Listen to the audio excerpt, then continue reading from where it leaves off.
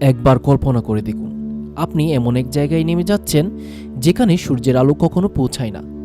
চারপাশে শুধু অন্ধকার, আর এক পা ভুল মানেই মৃত্যু। পৃথিবীতে এমন একটা জায়গা আছে যেটাকে বলা হয় পৃথিবীর সবচেয়ে গভীর গুহা। ধূমকেতুর এই পর্বে আজ আপনাকে নিয়ে যাচ্ছি বেরোনিয়া কেভের ভয়ঙ্কর অন্ধকারে। বেরোনিয়া কেভ এটি অবস্থিত আবখাজিয়া অঞ্চলে ককেশাস পর্বতমালায়, যা কৃষ্ণ সাগরের কাছাকাছি। এই গুহাটির আরেক নাম ক্রুবেরা কেভ। এখন আসি সবচেয়ে ভয়ঙ্কর তত্ত্বটাই।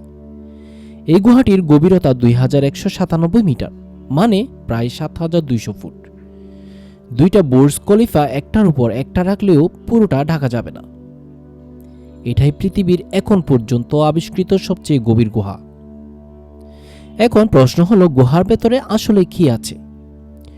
বেরোনিয়া কেভ মানে শুধু অন্ধকার না, এর ভেতরে আছে সংকীর্ণ সুড়ঙ্গ, হঠাৎ গভীর খাত, বরফ ঠান্ডা পানি, প্রবল চাপ, কিছু জায়গায় অক্সিজেন খুব কম, তাপমাত্রা মাত্র 2 থেকে 4 ডিগ্রি সেলসিয়াস। একটানা পানি ঝরছে, এক কথায় এটা মানুষের জন্য নয়। কিন্তু কেন এটা এত বিপজ্জনক? এর কারণ হলো, সামান্য ভুলে আপনি পড়ে যেতে পারেন 100 মিটার নিচে। এখানে দেখা দেয় হঠাৎ বন্যা, গুহার ভেতর পথ হারানো মানে ফিরে না আসা। উদ্ধার করা প্রায় অসম্ভব এই গুহা থেকে।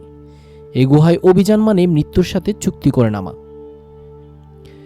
এখন আপনার মনে প্রশ্ন জাগতে পারে, মানুষ কি কখনো পুরোটা এক্সপ্লোর করেছে?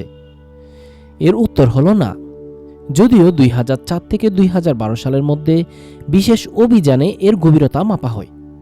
বিশ্বের সেরা কেভ ডাইভাররা অংশ নেয় এই অভিযানে। তবুও গুহার সব অংশ এখনও পুরোপুরি এক্সপ্লোর করা সম্ভব হয়নি। এই গুহা বিজ্ঞানীদের জন্য খুবই গুরুত্বপূর্ণ, কারণ এখানে অজানা ব্যাকটেরিয়া পাওয়া গেছে যারা সূর্যের আলো ছাড়াই বেঁচে থাকতে পারে। পৃথিবীর গভীরের পরিবেশ বোঝা যায় এই গুহা থেকে। বিজ্ঞানীরা বলেন, এমন জায়গায় পাওয়া প্রাণ ভবিষ্যতে অন্য গ্রহে প্রাণ খোঁজার চাবিকাঠি হতে পারে। কেন একে পৃথিবীর সবচেয়ে ভয়ঙ্কর গুহা বলা হয়? এর কারণ এর অন্ধকার, প্রচণ্ড গভীরতা, পানিতে ভরা পথ এবং অসম্ভব উদ্ধার কার্যক্রমের জন্য। এই সব মিলিয়ে বেরোনিয়া কেভ মানে মানুষের সীমার শেষ প্রান্ত। বেরোনিয়া কেভ আমাদের মনে করিয়ে দেয় পৃথিবীর মানুষ সবচেয়ে ভয়ঙ্কর জায়গাগুলো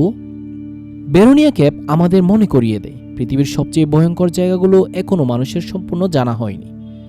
এখনো পৃথিবীর গভীরে অজানা রহস্য লুকিয়ে আছে। ধন্যবাদ।